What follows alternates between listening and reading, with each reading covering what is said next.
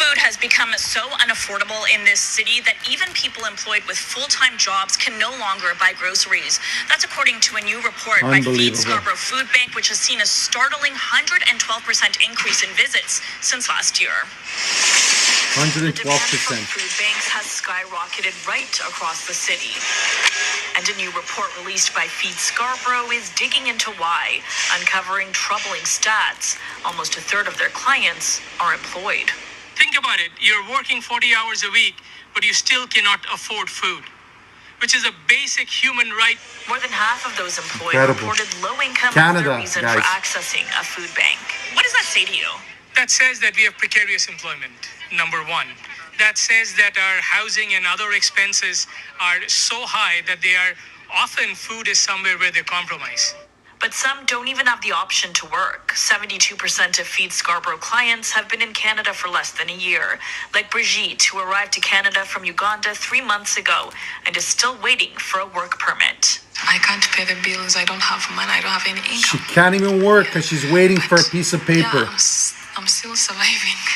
She blames stress and a lack of food for a miscarriage she endured when she first arrived. She's now volunteering at the food bank while she waits. The situations I've passed through, the things I've passed through, have been a lot. And at times I regret, I'm like, why did I live? I would have stayed there, but... She's probably better off in Uganda. Say, okay, you have to face it. Imagine that as well. And life has to move on. If someone wants to work, they should allow us to work immediately. The report also found 95% of food bank users were not born in Canada, and 89% are living in rental properties. Advocates believe a lack of affordable housing is one of the primary reasons why people need to access food banks, which have become what's being described as a Band-Aid solution. You've got basement apartments here in Scarborough going for $2,000. Median income is something like $39,000 here.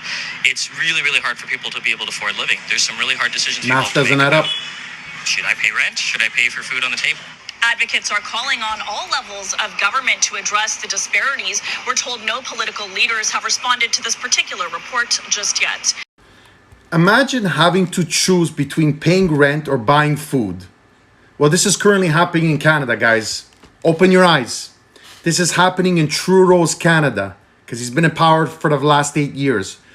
You know, him and his party, they don't give a shit about immigrants. To them, all they are is a ticket to get reelected. And I'm so happy that the immigrants are looking at it differently now. Sort of like a revolution against the Liberal Party. Right? Who gives a shit if they can't afford or they don't have access to affordable housing or food? A basic human right. So how does the government, Trudeau's government respond? Let's bring in more. Let's double down.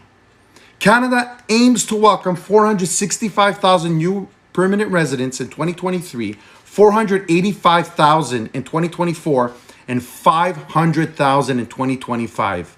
Listen, it doesn't matter if we can't, it doesn't matter if we can't provide basic human needs to the immigrants that we bring in, as long as we're doing something about climate change, right, guys? This is Trudeau's Canada.